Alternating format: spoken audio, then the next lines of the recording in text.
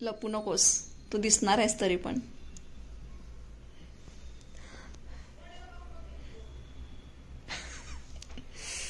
Hello. So मी इकडे होते ready आणि आम्ही जातोय बाहेर. आणि हा आहे माझा ड्रेस. फक्त ड्रेस घातलाय, अजून मला बाकीचं आवरायचं आहे. काय काय काम करायला चाललोय आपण बाहेर ते पण सांग ना. आत्ता तर व्लॉगला सुरुवात केली. रेडी होऊया, मग आपण बोलूया त्यांच्यासोबत. चलो. भरपूर काही काय कामं आहेत, ती सगळी बाहेर जाऊन करायची आहेत. सो त्याच्यासाठी आम्ही आता बाहेर पडणार आहोत आणि मग तुम्हाला आधी पण रेडी होऊया, मग बोलूया. चलो, मी ड्रेस घातलाय, फक्त माझं बाकीचं आवरायचं आहे, ते मी आवरते. So here is my final look. छान अशी रेडी झाली आहे मी. ड्रेस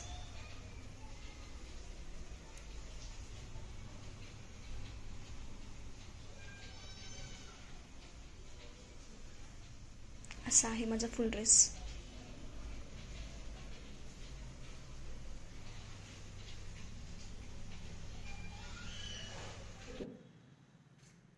नमस्कार मंडळी, welcome back to our channel.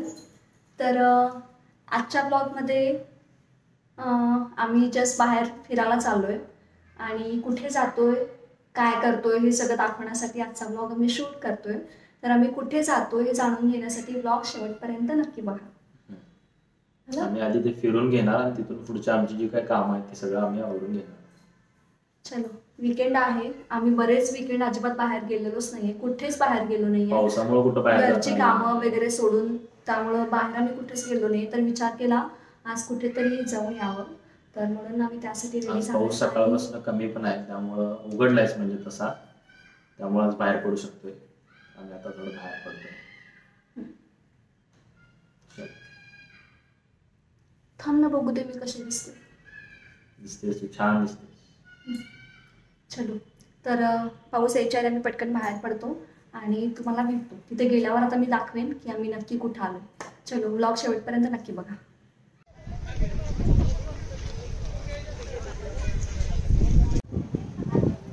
So आम्ही पोचलेलो आहोत आणि क्लायमेट एकदम मस्त झालं.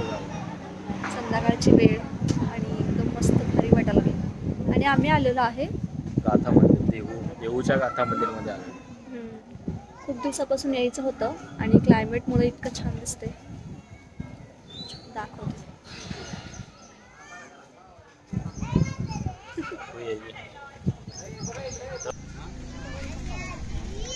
क्लायमेट बघा आणि मंदिर त्यामुळे सुंदर.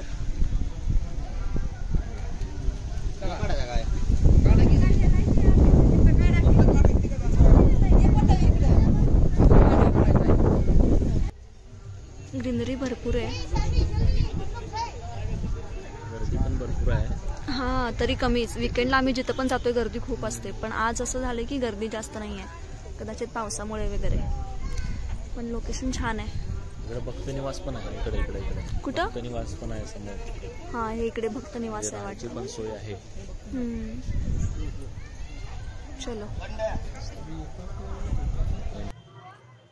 चला आता आम्ही मंदिरामध्ये जातो, दर्शन घेतो, थोडंसं फोटो व्हिडिओ काढतो आणि मग पुन्हा व्लॉग.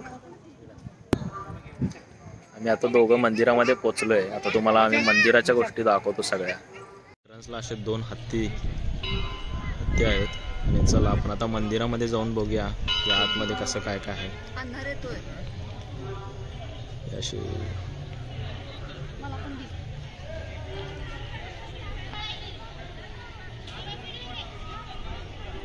तर फोटो मस्त येतील.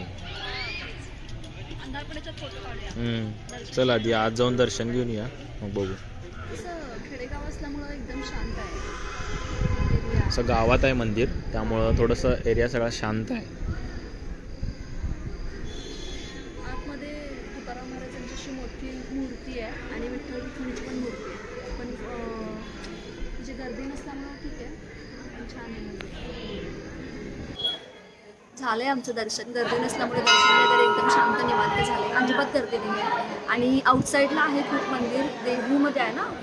हा त्यामुळं गर्दी तर कधी शांत असेल आहे, असं एरिया नाही. शांत आहे जरासा, हा ग्रीनरी भरपूर आहे. हा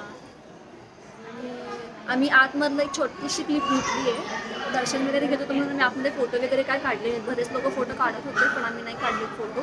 पण छोटासा व्हिडिओ घेतला आम्ही ती आम्ही क्लिप attach अटॅच करण्यासाठी. करू ती म्हणजे तुम्हाला आतमध्ये. कळेल आतमध्ये कसं आहे काय आहे. अशी खूप छान आहे, पूर्ण म्हणजे आतमध्ये एकतर- भिंतीवरती पूर्ण हा, कथा अशा लिहिलेल्या आहेत. त्याच्यानंतर अभंग वगैरे अभंग लिहिलेला वगैरे आहे. आहेत खूप आणि मोठा आहे. भिंतीवरती हे आहेत, चित्र आहेत कृष्णाचे वगैरे, शिल्पकार. असे शिल्पकाम वगैरे केलेले आहेत. तशा पद्धती चित्र वरती आहे. तुकाराम महाराजांची मोठी मूर्ती आहे. आणि मी व्हिडिओ विठ्ठल अटॅच करेल तुम्हाला दिसेल. आणि विठ्ठल रुक्मिणीचं एक छोटंसं मंदिर पण आहे, छोटंसं आणि छान आहे.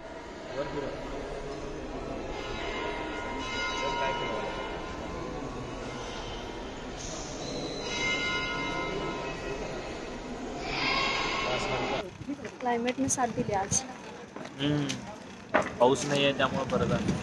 आणि आम्ही दर्शन घेऊन आल्यावर भरपूर गर्दी झाली. भरपूर लोक आलेत आणि त्यामुळं लोकेशन पण छान आहे, तर गाड्यांचा आवाज येईल. मस्त वारा सुटलाय का. हा खूप दिवसानंतर आम्ही बाहेर आलो त्यामुळे चांगलं वाटतं. दिसत नाही आहेस प्रणव, एकतर या साईडला ये.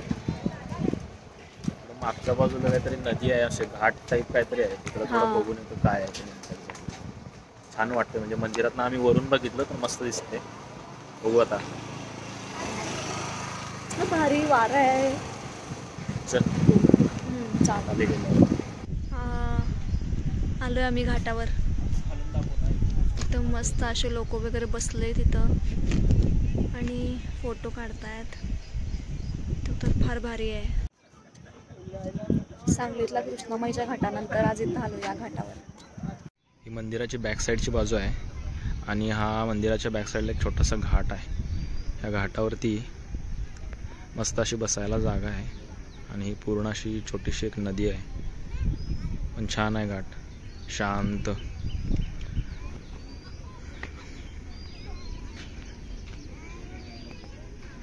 छान वाटलं, एखादं लोकेशन छान आहे.